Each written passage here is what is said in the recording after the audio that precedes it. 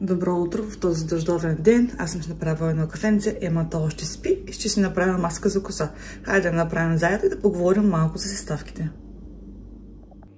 Ето ги продуктите, които ще използваме за моята домашна маска за коса. Сега на бързичко ви казвам, тук имаме една супена лъжица мед. Имаме базово масло, което задължително ще сложим. В моя случай е бадемово масло. Ще го комбинирам с етерично масло и именно това от чайно дърво ще поговорим за него, какви са неговите ползи.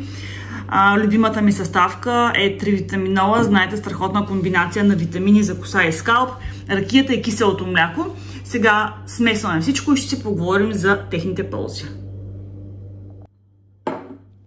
Първото нещо, което слагам е 2 лъжици кисело мляко, защото киселото мляко подобрява много здравето на скалпа и намалява запушването на космените фоликули. Следващото нещо е тривитаминола. Слагам го заради съдържанието на витамин А, който подобрява еластичността на косама, и витамин Е, който заздравява косама. Бадемовото масло засилва много еластичността и блясъка, както и подпомага растежа на косата. Слагам няколко капки чайно дърво, който предотвратява косопада и стимулира растежа. Също действа много добре противовъзпалително на скалпа. Слагам само една супена лъжица и ракия, тъй като стимулира кръвообращението. И последно слагам една лъжица мед. Знаете, че меда е една от най-ценните съставки. Съдържа витамини от групата В, С, мед, желязо и цинк. Има много полезни вещества, които укрепват косата, намаляват косопада и насърчават растежа. Сега всички снимат в баните си, аз не мога да си наглася стойката, нито светлината, нито нищо, за това ще снимаме в кухнята. Тук имаме прозорец, да не се изнервяме допълнително, а да действаме. Косата ми е супер мазна, както виждате, ето на 4 дни и започваме да си правим. Видяхте съставките, които използвам за направата на моята маска. Ето четката, с която ще мажем косата, тази с която по принцип се боядисвам. Нещо, което е много приятно и не знам дали прави нещо, е този масажор за скалп. Ето как изглежда, взела съм си го от китайца. Знам, че ги продават за някакви брутални суми от 20-30 лева, но там струваше, нямаше 5 лева, ако не се лъжа.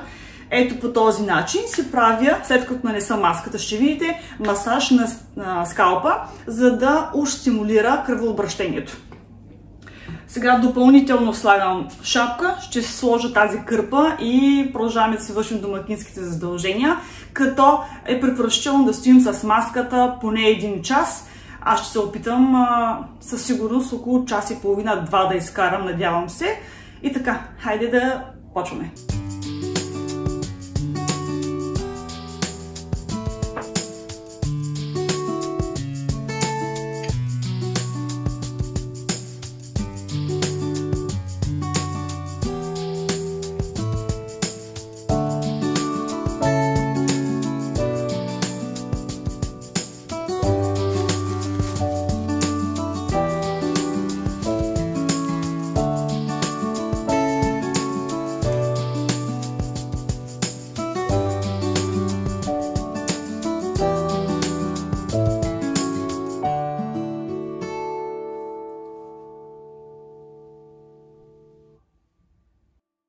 Сега ето го крайният резултат. Не знам дали на камерата се вижда нещо, кой знае какво. Моята коса не е нещо вау, но има огромна разлика. Ето виждате. Сега, кога започвах да правя тези маски? След второто раждане в нашия живот възникна една неприятна ситуация и вследствие на нея се получи един огромен стрес. Когато той премина, аз започнах да се поглеждам в огледалото, като всяка една жена, и установих, че аз коса нямам. Трябваше да почна по някакъв начин да се грижа за нея и да я възстановявам. Като първото нещо беше да си вземам приорин. Изпила съм 2-3 опаковки приорин, вследствие на което аз нищо не видях като разлика и реших, че ще се действа по друг начин и ще започна да си правя домашни маски. Влязох в интернет, прочетох и си харесах именно тази маска. Като всяка една съставка, вие може да я замените, разбира се.